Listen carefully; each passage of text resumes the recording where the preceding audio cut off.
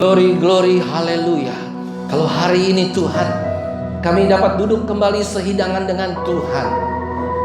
Kami diundang oleh Tuhan untuk datang ke tempat ini. Itu merupakan kehormatan bagi kami dan juga kasih dari Tuhan yang terus mengalir dalam kehidupan kami.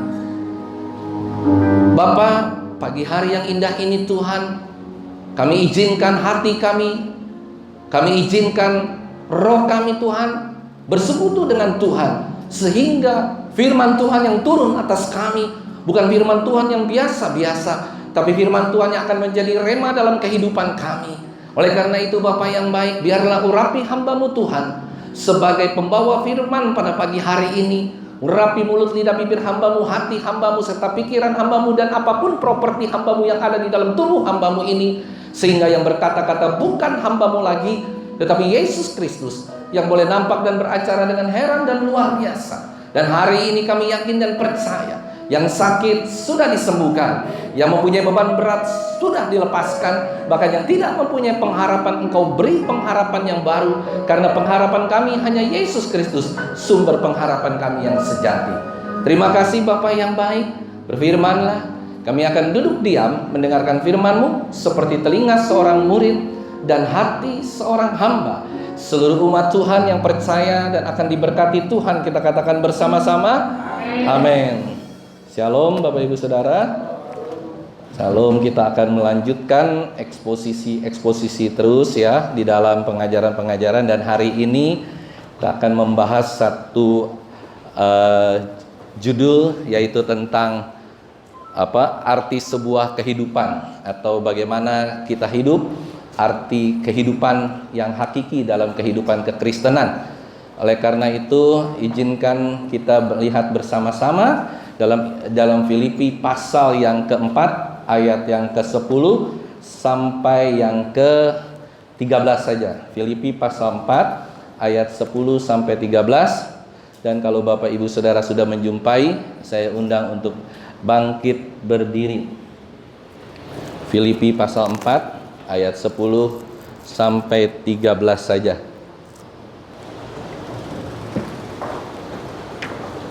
Yang sudah ketemu katakan amin. Saya bacakan ayat 10. Mohon Bapak Ibu Saudara baca ayat yang 11. Aku sangat bersukacita dalam Tuhan bahwa akhirnya pikiranmu dan perasaanmu bertumbuh kembali untuk aku. Memang selalu ada perhatianmu, tetapi tidak ada kesempatan bagimu. Ayat yang ke-11.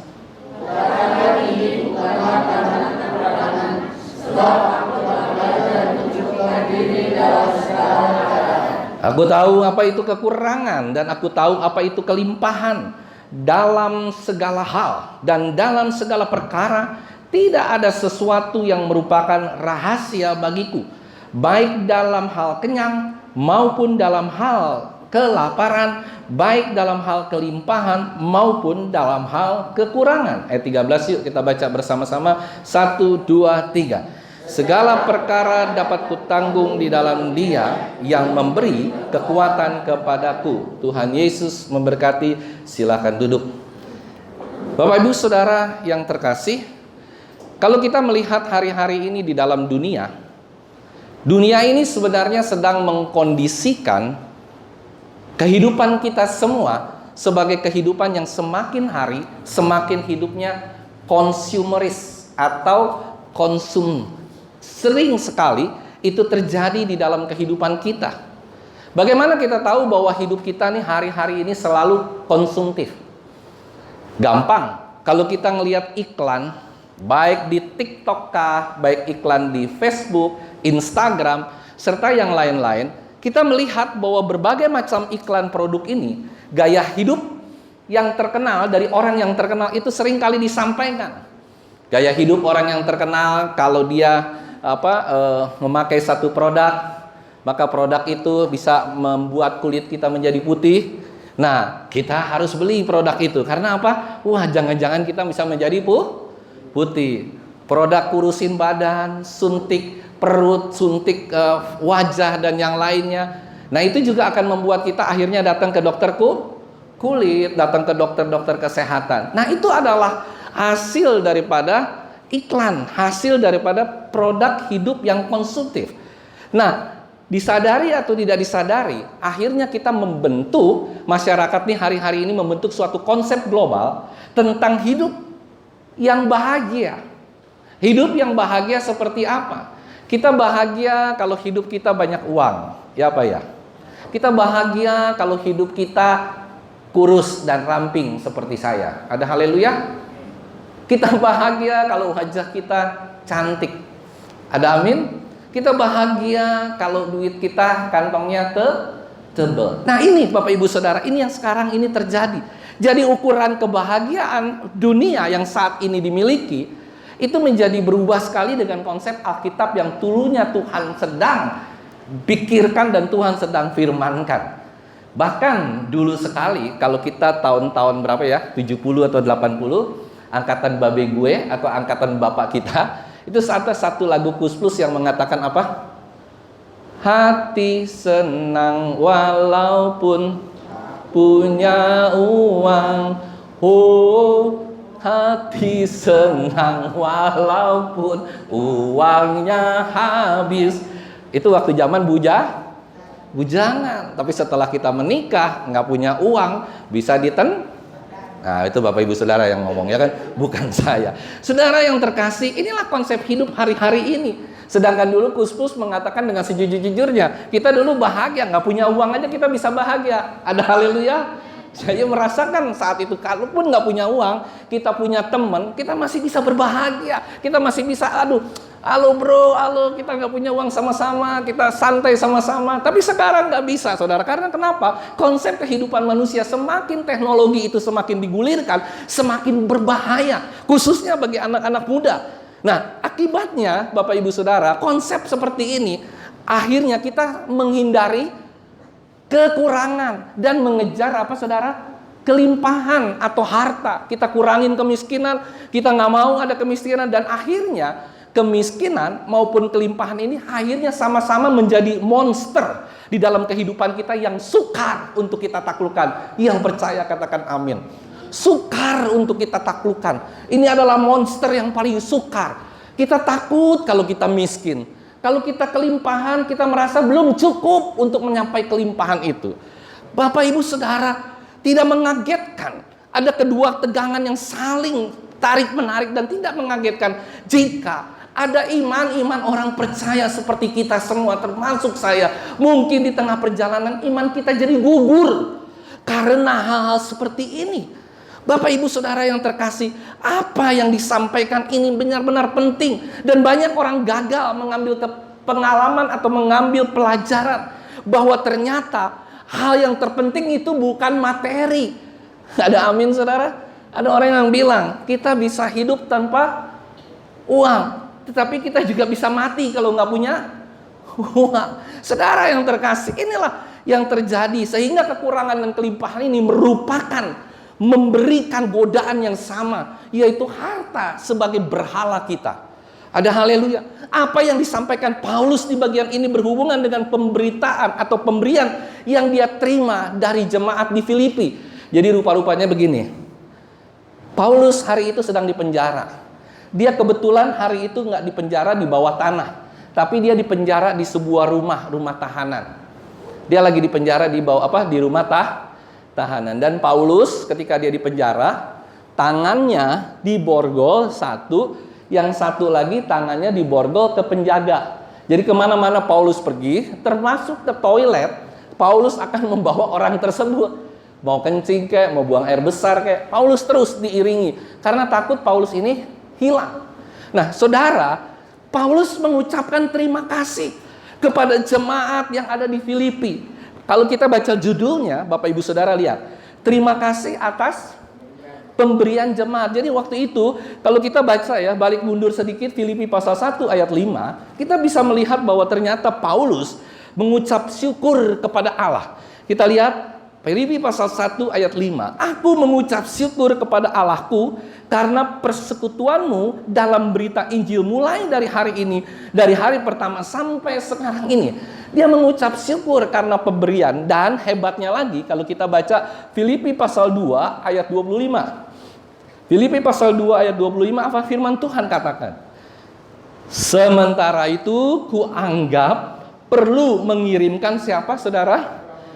Epafroditus kepadamu, yaitu saudaraku dan teman sekerja serta teman seperjuanganku yang kamu utus untuk melayani aku dalam keperluanku. Jadi Paulus selain diberikan bahan-bahan untuk dia hidup oleh jemaat di Filipi sementara dia di penjara, dia diberikan satu asisten yang bernama siapa? Epafroditus. Makanya itu di ayat yang di pasal yang keempat dia bilang, ayat yang ke-10 dia bilang, aku sangat bersukacita dalam Tuhan. Nah, aku sangat bersukacita di dalam Tuhan atau dalam Tuhan bahwa akhirnya pikiranmu dan perasaanmu, maksudnya orang-orang Filipi ya Bapak Ibu Saudara, bertumbuh kembali untuk siapa? Untuk Paulus. Memang selalu ada perhatianmu, tetapi tidak ada kesempatan bagimu. Jadi hal yang pertama yang kita bisa lihat, kita bisa melihat Bapak Ibu Saudara dalam perspektif teologis yang benar tentang sebuah materi adalah yang pertama, sukacita Paulus atau sukacita kita harus diletakkan kepada Allah, kepada Tuhan kita, bukan kepada materi. Ada haleluya? Bukan terhadap sesuatu pemberiannya, tetapi terhadap dia letakkan sukacitanya Paulus ini kepada Allah. Oleh karena itu dia bilang, aku sangat bersukacita di dalam Tuhan. Jadi Paulus tidak berterima kasih kepada jemaat. Yang percaya katakan amin. Dia ketika dia diberikan segala sesuatu, ketika dia diberikan Epafroditus sebagai wakilnya atau sebagai asistennya, dia mengucap syukur kepada Allah. Inilah konsep yang benar tentang ucapan terima kasih.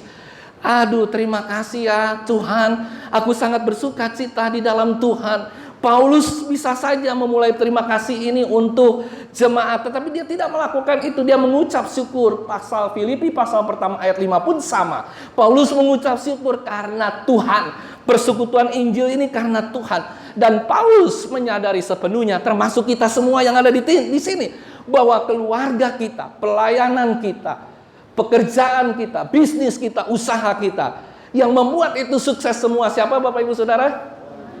Tuhan. Jadi kalau kita sukses karena dibantu orang, pertama kali yang kita harus ucap terima kasih sama siapa? Karena Tuhan itu mengirim orang tersebut untuk membuat kita sukses. Tuhan mengirim orang mungkin ke tempat ini untuk membuat kita bertumbuh di dalam iman dan pengharapan. Ada haleluya. Hamba Tuhan saling menguatkan, jemaat saling menguatkan. Itulah tandanya Tuhan bekerja dan bukan manusia yang bekerja. Tuhan yang turun tangan bekerja kepada kita semua untuk membuat hidup kita menjadi berubah. Dan rasa terima kasih yang pertama harus kita ucapkan. Makanya kalau Bapak Ibu Saudara lihat Academy Award, penghargaan-penghargaan di televisi, saya paling salut kalau ada orang artis yang terima award, terus dia bilang, terima kasih Tuhan. Apalagi kalau dia bisa bilang apa? Terima kasih Tuhan Yesus. Itu pertama kali yang harus dia ucapkan. Kedua baru, terima kasih ibuku, terima kasih bapakku, terima kasih teman-temanku. Jadi pertama kali ucapan terima kasih itu harus datang kepada Tuhan. Dan ucapan terima kasih kepada Tuhan ini berulang-ulang kali Paulus sampaikan, bukan hanya di sini, bukan hanya di pas Filipi, tetapi di tempat-tempat lain. Dan dia sangat bersukacita pada saat dia harus membayar segala sesuatu di dalam pelayanannya. Dan sukacita ini menunjukkan bahwa sukacita tidak ditentukan oleh keadaan, melainkan ditentukan oleh kedaulatan dan kebaikan Tuhan dalam seluruh kehidupan kita. Yang percaya katakan jangan hanya gara-gara orang kita jadi nggak bersukacita. Ada amin? Pagi-pagi mau pergi ke gereja, aduh ini anak aku bandel, anak aku ribut, akhirnya kita nggak bersukacita. Harusnya kan kita tetap bersukacita, karena sukacita itu tanda kita berucap syukur kepada Tuhan. Dan ketika kita mau datang ke gereja, itu tandanya kita itu rindu bersekutu dengan Tuhan. Kita itu ingin membalas Saya sering bilang, kalau kita ke gereja, kita bukan hanya memohon berkat. Memohon berkat boleh? Boleh. Saya nggak bilang nggak boleh. Memohon, waduh besok Pak ada ujian, berdoa dalam nama Tuhan. Boleh. Semua boleh kita lakukan. Tetapi hal yang pertama yang harus kita lakukan adalah ketika kita datang ke gereja, hanya satu, yaitu membalas kebaikan Tuhan. Karena Tuhan sudah menyelamatkan kita dari neraka yang begitu dalam kebinasaannya. Ada haleluya. Dia mau kita datang ke tempat ini untuk menghormati Dia. Dia mau kita datang ke tempat ini untuk bersekutu bersama Dia. Oleh karena itu, lepaskan segala sesuatu yang ada di tanganmu. Perhatikan firman Tuhan dengan sungguh-sungguh. Lepaskan gadget, lepaskan segala sesuatu. Be fokus kepada Tuhan.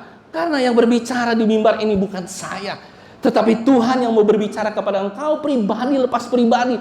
Hati demi hati. Hari ini Tuhan ingin hatinya Tuhan ketemu dengan hatinya engkau semua. Yang percaya katakan amin. Dia rindu Bapak Ibu Saudara hari ini. Dia rindu ada sepatah kata dari kita yang mengucapkan terima kasih Tuhan buat hidup yang udah engkau berikan. Puluhan tahun aku hidup. Yang percaya katakan amin. Dia nggak rindu ketika engkau datang ke tempat ini, uplak-aplik gadget, ngobrol kiri, ngobrol kanan, pikiran kita nerawang kemana-mana.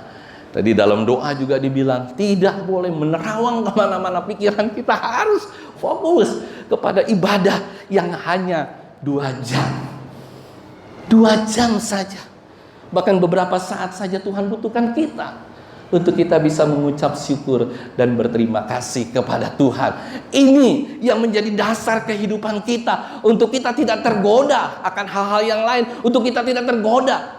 Kalau ada kejutan yang besar dari Tuhan, lalu ada kejutan yang luar biasa, sekecil apapun kejutan itu merupakan kejutan dari Tuhan yang luar biasa buat kita, dan kita wajib mengucap syukur dan berterima kasih atas pemberian Tuhan yang luar biasa dalam kehidupan kita. Yang percaya katakan amin. Pemberian Tuhan itu banyak, terjadi setiap hari dalam kehidupan kita. Tuhan memberikan anak yang baik, Tuhan memberikan anak yang pandai, Tuhan memberikan anak yang mungkin kadang-kadang melawan orang tua. Tuhan memberikan itu semua kepada kita, dan kita harus bilang thank you Lord. Tuhan memberikan anak kita yang malas, kita katakan apa saudara? Gua gaplek nih.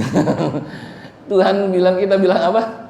Terima kasih Tuhan. Kalau semua anak-anak rajin semua, maka kita juga bingung, kok nggak ada yang malas. Tapi kalau malas semua, kita juga bingung, kok nggak ada yang rajin. Tapi kita bilang thank you Lord. Kalau ada beberapa dari anggota keluarga kita, baik anak, baik orang tua yang malas, yang rajin, ayo kita bersama-sama kita bilang terima kasih Tuhan. Tapi setelah terima kasih, kita harus mengajar orang tersebut. Kita harus memberikan hal-hal yang jangan sampai mereka terbiasa untuk tidak memandang kebaikan Tuhan sebagai sesuatu hal yang biasa. Ada amin saudara? Contohnya begini, Bapak Ibu Saudara tahu kalau kita diberikan kebaikan sama orang, ya, suatu contoh misalnya, saya tidak bilang apa ya, misalnya orang memberikan oleh-oleh kepada kita gitu ya, suatu saat, entah dari manapun orang tersebut, entah dari planet Antartika kayak, entah dia keluar kota, keluar negeri atau apa. Kadang-kadang kita berpikir, kok kita diberikan, mungkin waktu pertama kali kita diberikan sama orang tersebut, kira-kira Bapak Ibu Saudara senang sekali nggak? Waduh, senang banget saya dikasih nih hadiah yang luar biasa. Tapi suatu saat ketika dia keluar kota, ketika dia keluar negeri, berkali-kali diberikan, saudara akan menganggap itu sesuatu hal yang biasa. Padahal seharusnya saudara mengucap syukur kepada Tuhan, bukan kepada orang tersebut yang memberikan pertama kali, bukan. Tapi saudara mengucap syukur, terima kasih Tuhan. Ini pemberian Tuhan yang walaupun mungkin tidak bernilai atau nilainya kecil, tetapi itu sungguh sebuah pemberian yang harus kita terima kasih kepada Tuhan. Karena tanpa Tuhan yang membimbing hati orang tersebut, maka orang tersebut tidak akan tergerak hatinya untuk memberikan. Yang percaya katakan amin. Jadi pemberian seperti apapun kepada kita, kita harus mengucap syukur kepada Tuhan. Apalagi kalau pemberiannya luar biasa. Ada amin? Karena kalau suatu saat saudara berani belajar tentang berterima kasih kepada Tuhan, pasti saudara akan banyak berterima kasih kepada manusia juga. Secara otomatis. Bedanya orang kita sama orang barat atau orang kita sama orang bule itu satu, saudara. Kalau kita apa-apa dikasih gitu kan, kita agak jarang bilang terima kasih. Paling sekali terima kasih. 2 kali saudara diambilin apa gitu ya, terima kasih ya Pak, terima kasih. Penghargaannya begitu besar. Tapi kalau orang Indonesia ya kadang-kadang sekali, 2 kali, 3 kali udah lupa. Apalagi kalau ditawarin makanan. Ayo nih makan. Sekali terima kasih. Ayo dong makan. Aduh saya nggak suka Pak. Gitu kan, jawabannya udah lain. Makan nih, makan babi gitu kan. Saya nggak suka Pak babi. Mestinya ngomongnya begini. Terima kasih ya Pak. Ini saya kasih aja sama orang lain. Tapi rasa terima kasih itu harus lebih dahulu kita sampaikan. Kenapa? Karena terima kasih itu secara otomatis adalah terima kasih kita kepada Tuhan. Ada haleluya. Itu penghargaan besar buat Tuhan ketika engkau diberikan apapun. Engkau mengucap syukur dan terima kasih, hatimu langsung connect sama Tuhan. Thank you Lord, thank you Lord, thank you Lord. Kalau misalnya saya memberikan sebuah nilai uang kepada Bapak Ibu Saudara yang nilainya hanya 50.000, terima kasihnya kecil atau gede? Ayo no. Kalau saya kasih 500.000 Pak, kalau saya kasih 5 juta Pak. Nah ini dia, makanya inilah kesalahan kita ya, mohon maaf. Jadi gini Bapak Ibu Saudara, waktu kita diberikan uang 50.000 dan kita berterima kasih yang luar biasa sama Tuhan, bukan sama orang itu ya, Tuhan terima kasih. Waktu saudara mengucapkan terima kasih itu kepada orang yang memberi, itu secara tidak langsung rasa terima kasihmu kepada Tuhan, iya apa ya? Tuh. Jadi kalau engkau diberikan 50.000, thank you Lord. Ya, misalnya saudara digaji sama orang, gaji 4 juta, saudara happy nggak? 8 juta? 10 juta? Rasa terima kasih saudara kira-kira gimana? Yang mana yang lebih gede? Tuh. Sebenarnya mau itu ya faktor 4, 8, 10 itu bukan faktor. Faktor yang utama adalah ketika engkau diberikan sama Tuhan, seberapa besar pun engkau harus mengucapkan rasa terima kasih yang sama. Yang percaya katakan amin. Kalau itu belum bisa ada di dalam hatimu, berarti engkau menganggap pemberian Tuhan itu secara berlevel. Oh ya, ini segini Tuhan. Ini mas segini Tuhan. Ya apa ya Bapak Ibu Saudara? Ini mah nggak gede Tuhan. Waktu kita dikasih sesuatu, ini kecil Tuhan. No. Bukan itu yang Tuhan nilai dalam kehidupan. Tetapi yang Tuhan nilai ketika kita diberikan 500.000 sama dengan ketika diberikan 500 rupiah. Ada haleluya. Bisakah kita melakukan hal itu? Karena kenapa? Otak, unsur, semua jiwa badan kita itu sudah terpengaruh dengan hal-hal materi. Keberhalaan kita sudah masuk ke materi. Dan itu tandanya di hatimu sudah ada berhala-berhala. Berhala-berhala itu bukan berarti kita mendirikan patung, tapi berhala-berhala uang itu sudah ada di levelmu masing-masing. Sehingga ketika engkau diberikan sekian, wah ini rasanya nggak menghormati saya nih. Gitu. Kan kadang-kadang begitu Bapak Ibu Saudara. Wah ini Pak Kurniawan, masa sih kasih saya 20.000, padahal saya kasih dia juga 20.000 misalnya. Itu seharusnya dia mengucap syukur tanpa berbuat apa. Itu adalah tangan Tuhan yang memberikan, bukan tangannya saya. Jadi kalau Bapak Ibu Saudara diberikan sama orang, rasa terima kasihmu itu kepada orang tersebut adalah secara tidak langsung rasa terima kasihmu kepada Tuhan. Dan seharusnya itu sama. Dan setiap pagi ketika engkau bangun tidur pun, engkau masih diberikan nafas, engkau harus mengucap syukur, terima kasih Tuhan, terima kasih Tuhan, terima kasih. Dan hari lepas hari terima kasihnya harusnya kadarnya sama, bukan merupakan kebiasaan. Saya mau katakan satu hal, Tuhan tidak selalu memberikan nafas setiap hari kepadamu. Yang percaya katakan amin. Mungkin hari ini ada di tempat ini, besok pagi kita sudah tidak punya nafas. Hati-hati ya, kita semua nih kadang-kadang berpikir, kita memandang kebaikan sebagai sesuatu hal yang biasa. Padahal itu tidak biasa. Jadi kalau orang memberikan sesuatu kepada kita, itu tidak biasa. Yang percaya katakan amin. Tidak biasa. Bukan biasa saja dia memberikan biasa. No. Itu sesuatu hal yang biasa. Saudara diberikan RW setengah kilo sama 5 kilo, sama nggak rasa terima kasih? 5 kilo dong Pak, gitu kan. Ini benar-benar ini setengah kilo nggak mantap ini. 5 kilo lebih mantap. Ya, kita mulai pikir. Anak-anak muda juga sama. Kalau dikasih jajan sama orang tua, dikasih 10.000, terima kasihnya sama dengan dikasih jajan 100.000. Ada haleluya? Ada haleluya anak muda? Mama pelit, 10.000, 20.000, 30.000, nambah lagi dong mah. Padahal sebenarnya yang si mama mau kasih itu hanya 20.000, bukan 200.000. Masa mah saya mau pergi ke mall, mau makan segala macam kasih 20.000? No, itu merupakan kebaikan Tuhan dan sesuatu hal yang luar biasa, bukan sesuatu hal yang biasa. Ada amin? Semua berkat yang kita terima, baik gaji, baik apapun, itu luar biasa, sesuatu yang tidak biasa.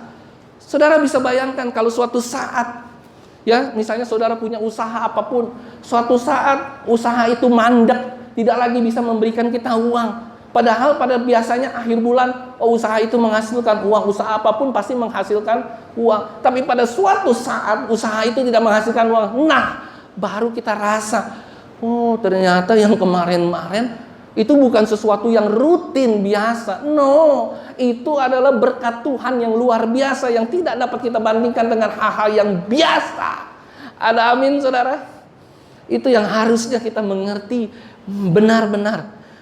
Bagaimana Paulus ini sangat menghormati ini. Dan yang kedua, Bapak Ibu Saudara, kita baca ayat yang ke-10b. Memang, ini saudara, selalu ada perhatian, bukan pemberian, ya kan? Apa dia bilang? Memang selalu ada perhatianmu, tetapi tidak ada kesempatan. Kenapa dikatakan demikian? Karena pada zaman itu tidak seperti zaman sekarang. Kita mau ngasih orang makanan, kita mau ngasih orang apapun, bisa lewat Gojek, bisa lewat Lalamove, gampang semua transportasi. Waktu itu Paulus di Filipi, untuk orang bisa mengirimkan makanan, untuk orang bisa mengirimkan pakaian, untuk orang bisa mengirimkan sendal, sepatu dan yang lainnya, itu sangat sulit karena keadaan transportasi belum seperti sekarang. Oleh karena itu dia bilang tetapi tidak ada kesempatan bagimu. Tetapi dia bilang selalu ada saudara? Ini yang penting saudara.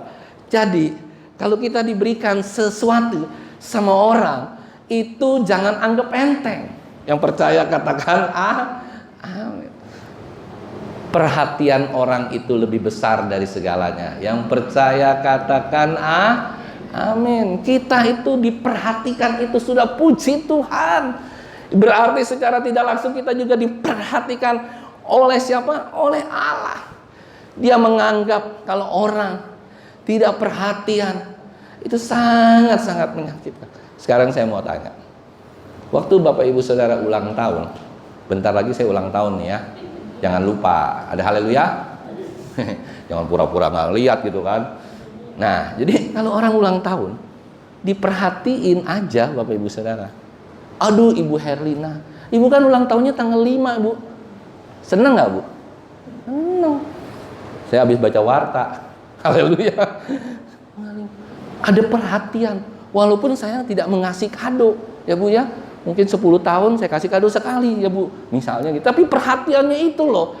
Aduh, aku diperhatikan sama anak-anak kita, ya kan? Saya belum pernah sampai umur segini dikasih kado sama anak saya. Ada haleluya. Sampai hari ini saya nggak pernah dikasih kado.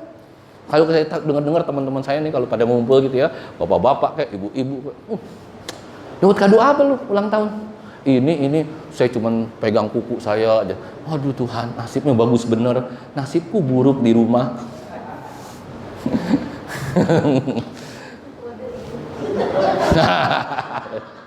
Percuma, kode.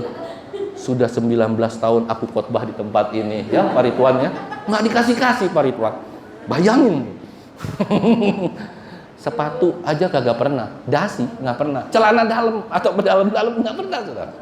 Hebat tapi anak-anak saya hebat luar biasa, doanya hebat. Ada haleluya, ya kan? Jadi kalau saya lihat orang diperhatikan itu lebih dari segalanya. Waduh, kalau saya misalnya gitu ya dikasih dasi atau dikasih baju, dikasih apa, saya bisa masuk kamar. Terima kasih Tuhan, anakmu ingat aku setelah puluhan tahun. Ada haleluya. Orang tua yang lain itu selalu bangga sama anak-anaknya. Setiap ulang tahun, bapaknya kayak ibunya kayak selalu dikasih ini, dikasih itu, dikasih ini, dikasih itu. Itu perhatian. Siapa tahu nanti mau dirapel ya Bu ya, Pak, 19 tahun. Oh Pak, ini saya beliin 1 buah berlian atau mobil. Puji Tuhan, praise the Lord. Asal jangan di 19 tahun dibeliinnya sepatu harga 1 juta. Ya haleluya juga sih. 1 juta dibagi 19 tahun ya kan. Amin. Haleluya. Nah, jadi perhatian itu sangat penting dalam kehidupan kita. Pribadi lepas pribadi, istri sama suami harus perhatian, ada haleluya. Ya kan, jangan sampai misalnya suami pagi-pagi ya cari kacamata. Kacamata saya di mana sih gitu ya. Kalau udah ketemu tuh pakai mata lu. Ya kan begitu ya semua. Padahal saya mau kasih tahu ya satu hal Bapak Ibu Saudara. Mata laki-laki dan mata wanita itu berbeda. Mata laki-laki retinanya, saudara baca ada di Google. Itu retinanya fokus, jadi dia nggak bisa melihat kiri kanan dengan luas. Tapi mata seorang wanita itu matanya luas, ya kan. Kalau di dapur aja dia bisa lihat, oh di sana ada tomat, di situ ada daging babi, dia bisa lihat walaupun matanya cuma segini. Kalau pria nggak bisa, karena itu pria itu cenderung kalau naik mobil kan kita suka takut tuh kalau anak kita bawa, apalagi anak laki-laki ngebut gitu ya, karena dia memang fokusnya ke sana dan nggak perlu khawatir. Nah kalau pria begitu saudara, nyari apa-apa nggak ketemu mulu, bisa nyarinya ke sini, ketemunya di sini. Ya kan? Namanya istri itu harus bilang, "Papa, ini kacamatamu. Papa, ini dompetmu." Ya kan? Nah, itu yang harusnya ada perhatian yang luar biasa pada pagi hari. Ada amin, saudara? Ibu-ibu amin? Oh, sebentar-bentar mata lu di mana? Sebentar-bentar ini, bentar-bentar itu, ngomel mulu, ya kan? Jadi itu yang harus kita sadari. Perhatian kita kepada anak, kepada orang tua, kepada sekeliling kita, kepada jemaat kita, aduh itu sangat-sangat dibutuhkan. Perhatian kecil akan membuat hati kita sukacita. Paulus bilang seperti ini bukan tanpa alasan, saudara. Memang selalu ada perhatianmu. Jadi jemaat-jemaat di Filipi ini selalu memperhatikan dia, walaupun dia bilang tidak ada kesempatan. Tapi itu kesempatan yang mungkin cuma sebulan, 2 bulan, setahun. Tapi kalau sampai 19 tahun nggak ada kesempatan, nah itu namanya bukan nggak ada kesempatan, Bapak Ibu Saudara. Itu namanya cuek bebek. Nah yang ketiga, Bapak Ibu Saudara, kecukupan itu adalah hasil dari belajar. Coba kita baca ya ayat 11 dan 12. Saya baca ayat 11, Bapak Ibu Saudara baca ayat 12. Ayat 11, kukatakan ini bukanlah karena kekurangan. Jadi Paulus bukan karena saat itu dia lagi kekurangan, bukan saudara. Sebab aku telah belajar tuh saudara, mencukupkan diri dalam segala keadaan. Ayat 12, mohon Bapak Ibu Saudara baca 1, 2, 3. Aku tahu apa itu kekurangan dan aku tahu apa itu kelebihan. Dalam segala keadaan dan segala perkara tidak ada sesuatu yang merupakan rahasia bagiku, baik dalam hal kenyang maupun dalam hal kelaparan, baik dalam hal kelimpahan maupun dalam hal kekurangan. Betul, sekalipun Paulus saat itu mungkin sedang dalam kekurangan, tapi dia tidak pernah memohon belas kasihan kepada jemaatnya. Dia tidak bilang seperti ini, aduh aku kekurangan nih. Tidak, dia tidak seperti seorang hamba yang meminta-minta kepada orang lain. Nah, ini yang harus kita jaga, apalagi sebagai seorang hamba Tuhan. Jangan pernah sekalipun meminta-minta. Saudara, di sini menyebabkan Paulus sedang menderita kekurangan, tetapi dia tidak pernah bilang bahwa itu adalah kekurangan. Dan dia bilang, aku ini mau belajar, saudara. Dia bilang apa?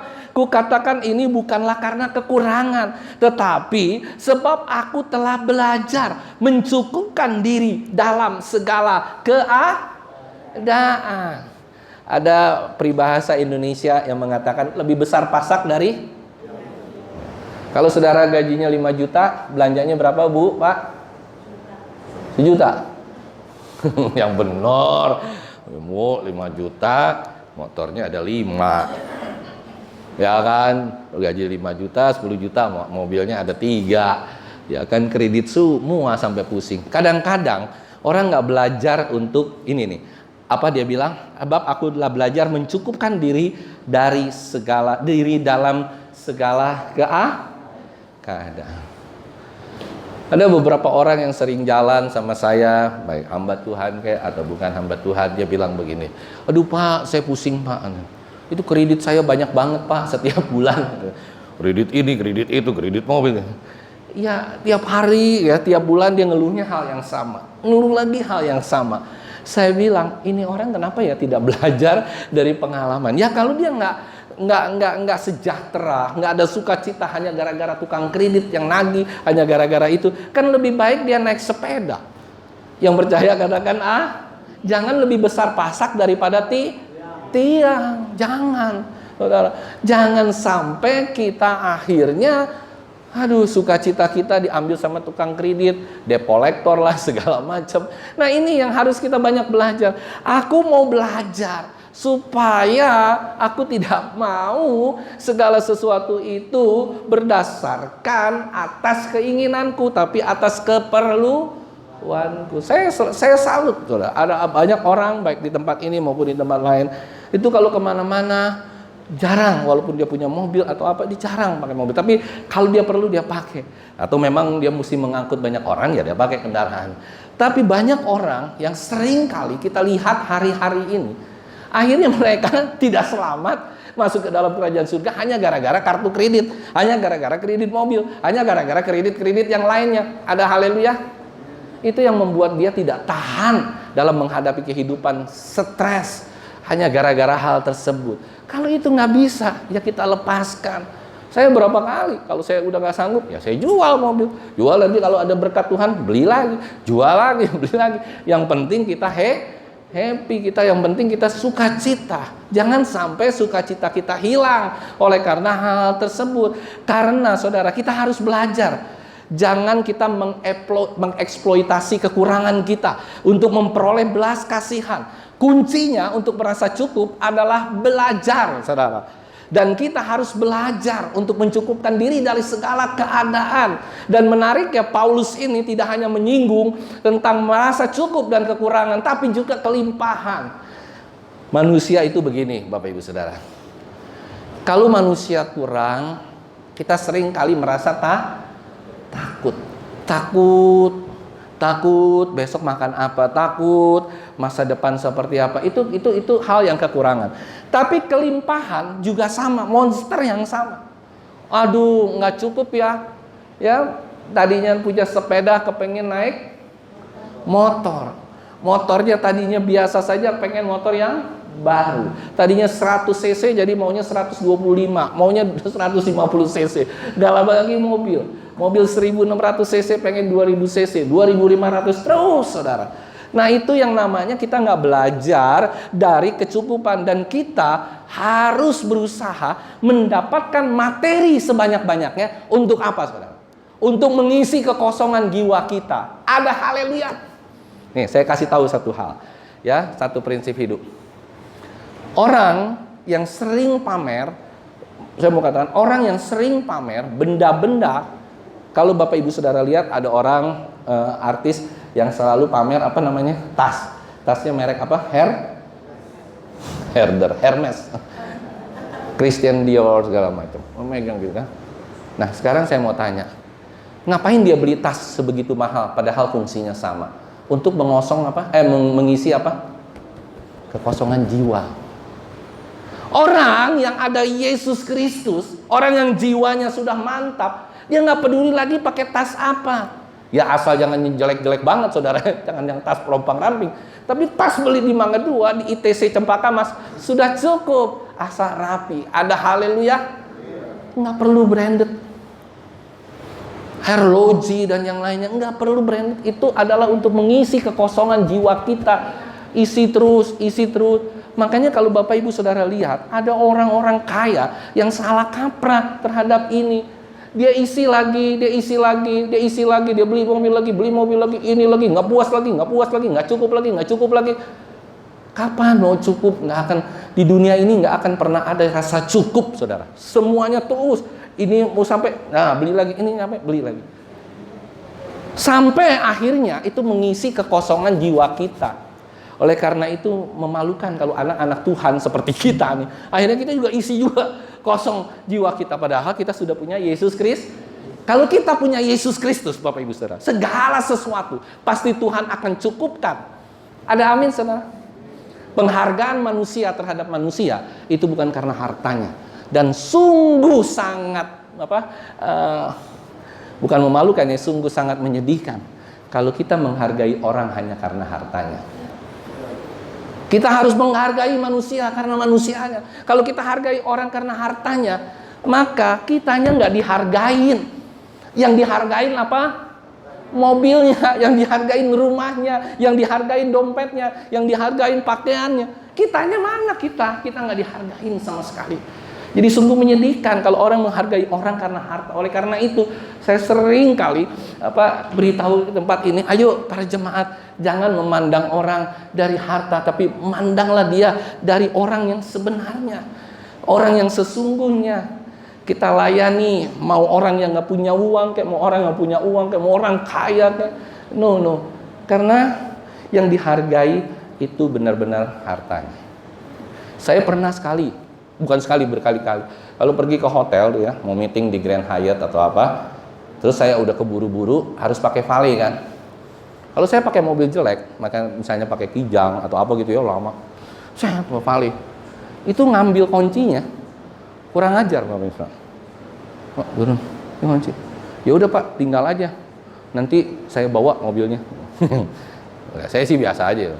Giliran saya pakai mobil bagusan dikit itu, dulu kan ada Mercy atau apa, saya dikasih kunci. Oh, mau dong. Begitu saya bilang, kurang ajar ya. Orang yang sama loh di Grand Hyatt. Nah, ini orang nih. Terus saya bilang, Mas, waktu itu saya bawa Kijang, kok gini? Bapak bawa Kijang sih kan. Kurang ajar. Kalau yang begini, waduh, dia pikir kan tipnya gede. Saya nggak kasih tip sama aja gitu kan. Habis saya udah kesal gitu. Wah, penghargaannya tuh beda, saudara. Ya kan, parkir juga beda loh, saudara. Parkir, kalau kita pakai mobil sedan yang bagus, wah ilah, saudara, dari jauh-jauh lari. Ayo terus tuh. Yang saya pakai Kijang yang butut, saudara, atau mobil butut, boro-boro dia lari-lari, saudara. Dia liatin aja dari jauh. Nah, lu nubruk, lu parkir nubruk tembok, terserah katanya. Kacau, saudara. Jadi dia ngehargain kita, itu karena mobil kita aja nggak dihargain. Ya kan, seberapa gede dia lihat mobil kita, wah mantep nih gitu. Yang dihargain mobilnya, kitanya mah kagak. Padahal kita semua harus menghargai orangnya. Mulai besok, kalau di sini semua pada naik sepeda, ada haleluya. Buat kita sehat semua, amin. Jangan hargai orang dari harta, hargai dia dari, wah ini orang benar ya, ini orang sering nasihatin kita firman Tuhan, seperti Pak Ridwan kan, kalau kemana-mana dia nasihatin firman, itu yang harus kita hargai, bukan Pak Ridwan naik Honda Astrea lama, wah sekarang udah naik motornya Pak? Nah, wah hebat dia ya. Nah, dihargain bukan Pak Ridwannya, motornya. Nah, hargai orangnya. Orangnya ini nih penting, saudara, penting benar. Jadi Paulus itu dia tidak pernah menghargai apa yang diberikan, tapi dia menghargai orang. Dia lihat orangnya, saudara. Ada amin, saudara? Oleh karena itu, anak-anak gadis, jangan melihat cowok dari hartanya, tapi dari deposito Ya sama aja, saudara. Jangan lihat dari penampilannya. Wah, si Jo nih, buat penampilan kantong kosong. Misalnya gitu kan. Jangan. Kita mesti lihat dari karakternya, ya. Davinka, Grace, Monique. Lihat dari karakternya. Kalau karakternya itu luar biasa, itu akan menjadi pedoman dalam perjalanan kehidupan rumah tangga kita secara terus-menerus. Ada amin? Tapi kalau kita lihat hartanya, nah tiba-tiba dia jatuh susah, dia jual satu-satu. Lah cintamu hilang, mobilnya hilang, cinta hilang. Ya Grace, mobil hilang, cinta hilang, deposito hilang, ya hilang, semua hilang. Kita harus benar-benar nih, cinta nggak kita sama dia? Orangnya yang kita tuju, bukan hartanya. Harta itu urusan belakangan. Kita bisa mencari. Saya mau kasih tahu, kalau pasangan suami istri sepakat nih, pasti akan terjadi hal-hal yang baik dalam kehidupan rumah tangganya. Bahkan mungkin berkelimpahan. Tetapi pasti ada hal-hal yang baik yang terus akan dialami hari lepas hari. Yang percaya katakan amin. Itulah yang seharusnya kita tuju dalam kehidupan kita. Dan yang terakhir, yang keempat kita bilang, yang ini yang paling penting dari kita, ayat 13. Yang sering kali kita kesalahan. Segala perkara, segala perkara dapat kutanggung di dalam Dia yang memberi kekuatan kepadaku. Ayat ini seringkali disalahpahami. Ayat ini seringkali disalahpahami oleh kita semua. Bahkan ini sebagai penjamin untuk membalik keadaan. Bukan. Ini bukan menjamin untuk misalnya kita mengalami sesuatu hal, sedang ada masalah berat. Tuhan, tolong Tuhan, balikan keadaan. Ini kan seperti itu kan. Segala perkara dapat kutanggung di dalam Dia yang memberi kekuatan di dalam aku. Bukan, saudara. Bukan kita lagi dalam keadaan susah. Kita lagi dalam keadaan punya kredit. Tuhan lunasi kreditmu. Seperti ada kacau kan? Tuhan lunasi kreditanku Tuhan. Kata Tuhan, lah yang kredit sopo, yang lunasin sopo. Nah, jadi saudara, kita harus benar-benar memahami ayat ini. Sebenarnya ayat ini simpel. Simpelnya begini Bapak Ibu Saudara, segala perkara dapat kutanggung di dalam Dia. Nah, jadi ketika kita punya masalah, mungkin punya hutang, punya apa, punya segala macam, Tuhan tetap memberikan kita kekuatan untuk kita bisa membayar hutang tersebut. Bukan Tuhan disuruh bayar hutang. Kebalik, saudara. Jadi kita hari ini mengerti. Kalau sakit juga begitu. Jangan Tuhan ambil sakit penyakitku. Ambil Tuhan. Kalau malaikat benar dengarnya. Kalau malaikat salah dengar, ya ambil nyawa saudara. Bablas. Nah, jadi waktu kita sakit, kita harus bilang, Tuhan, segala perkara dapat kutanggung di dalam Dia yang memberikan kekuatan bagiku. Itu saudara. Jadi kita, anak-anak kita nakal, Tuhan, kepret aja Tuhan anak kita, kepret Tuhan, kepret. Gitu kan? Bukan itu. Kita diberikan kekuatan sama Tuhan untuk sanggup. Ya kan, kayak saya 19 tahun. Tuhan berikan kekuatan buat saya untuk tidak komplain sedikit pun. Kecuali hari ini. Ada haleluya? Karena ini mau dekat-dekat, ya kan? Ada amin, saudara. Saya nggak pernah komplain. Tanya anak-anak saya bertiga, ya pernah saya komplain? Nggak pernah. Satu kata pun nggak pernah. Ya kan? Hari ini aja kebetulan. Supaya mereka sadar. Saya pikir 19 tahun ini nggak tobat-tobat nih. Sekali waktu perlu saya sampaikan juga. 19 tahun cukup kan? Nah, kalau setahun, 2 tahun, 3 tahun, oke. Nah, jadi saudara, segala perkara dapat kutanggung di dalam Dia yang memberi kekuatan kepadaku. Obatnya sama. Di dalam Kristus kita ada kecukupan yang sejati. Di dalam Kristus, sekalipun apapun yang terjadi dalam kehidupan kita, maka kita harus bilang, kekuatan kita berasal dari Dia, keamanan kita berasal dari Dia, dan berada di dalam Yesus. Segala sesuatu kita ada di dalam Tuhan dan Tuhan ada di dalam kita. Itulah yang akan memberikan kekuatan kita dalam menghadapi segala perkara di dalam hidup kita. Yang percaya katakan amin. Amin. Tuhan memberkati. Biar kita semua boleh mengerti. Kita angkat satu pujian, kita katakan sama Tuhan, terima kasih Tuhan buat segala sesuatu yang terbaik yang Tuhan sudah berikan kepada kami semua. Biarlah kami semua jemaat-Mu, Gereja Betel Indonesia Aberta, semakin mengerti tentang arti sebuah terima kasih kepada Tuhan, tentang Tuhan yang begitu baik di dalam memberikan perhatian bagi kami semua. Tuhan memperhatikan luar biasa dalam kehidupan kami. Dan yang terakhir, Tuhan juga mau bersama-sama dengan kami menanggung segala perkara, persoalan, permasalahan yang terjadi dalam kehidupan kita.